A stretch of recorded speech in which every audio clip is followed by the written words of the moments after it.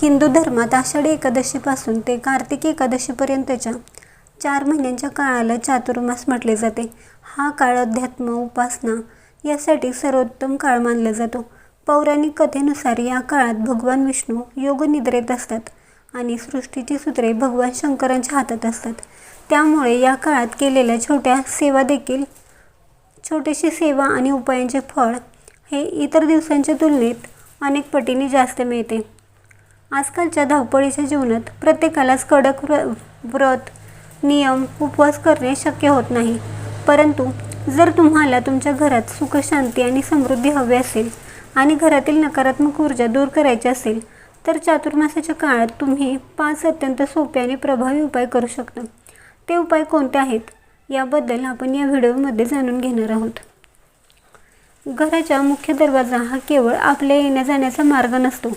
तिथूनच घरात सकारात्मक ऊर्जा आणि माता लक्ष्मीचा प्रवेश होत असतो.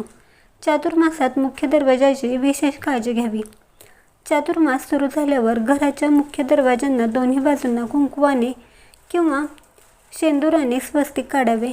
स्वस्तिक हे विघ्नहर्ता गणेशाचे आणि शुभतेचे प्रतीक मानले जाते.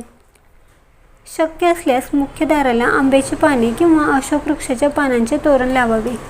ही पाने वातावरणातील नकारात्मक ऊर्जा शोषून घेतात आणि घरात सुख समृद्धी आणतात.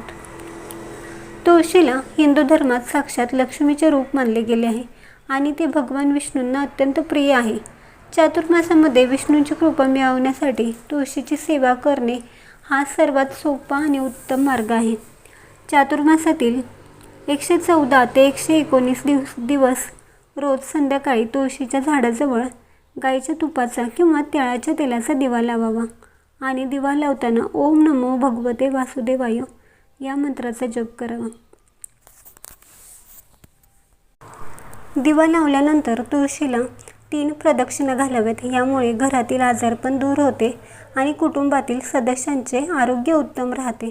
चातुर्मासात रविवारी आणि एकादशीच्या दिवशी तुळशीला पाणी घालणे किंवा तिची पाने तोडणे पूर्णपणे टाळावे. चातुर्मासात मंत्राला आणि नामस्मरणाला अनन्यसाधारण महत्त्व आहे. या काळात वातावरणात सात्विकता जास्त असते. त्यामुळे मंत्रांचा प्रभाव मनावर आणि घरावर लवकर होतो. घरात दरिद्रीपणा किंवा आर्थिक चणचण भासत असेल तर चातुर्मासात रोज सकाळी भगवान विष्णूंची कृपा होण्यासाठी विष्णू सहस्त्रनाम किंवा श्रीसूक्त पठण करावे. जर तुम्हाला पठण करणे शक्य नसेल तर तुम्ही ते श्रवण देखील करू शकता. चातुर्मासात श्रावण महिनाही येत असल्याने रोज कमीत कमी 108 वेळा ओम नमः शिवाय या मंत्राचा जप करावा. यामुळे घरातील वातावरण प्रसन्न होते, मन शांत होते आणि घरातील वास्तुदोष नाहीसा होतो. रोज सकाळी लवकर उठून स्नान आटोपल्यानंतर एका तांब्याच्या कलशात शुद्ध पाणी घ्यावे.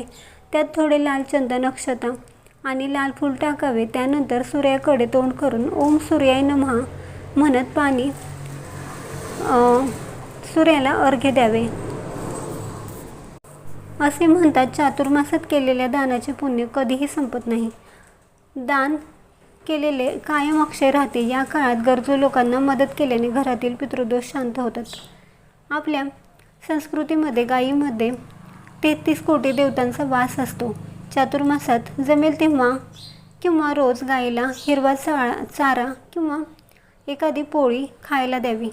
एखाद्या शनिवारी किंवा अमावस्येच्या दिवशी गरीब आणि गरजू लोकांना अन्नदान करावे. तसेच चपलांचे दान करावे. यामुळे राहू, केतू आणि शनीचे प्रभाव दूर होतात. तुम्हाला ही माहिती कशी वाटली कमेंट्स करून नक्की सांगा. व्हिडिओ आवडला असेल तर लाईक करा, शेअर करा आणि असेच धार्मिक व्हिडिओ बघण्यासाठी आपल्या नित्यभक्ती या चॅनलला सबस्क्राईब करा.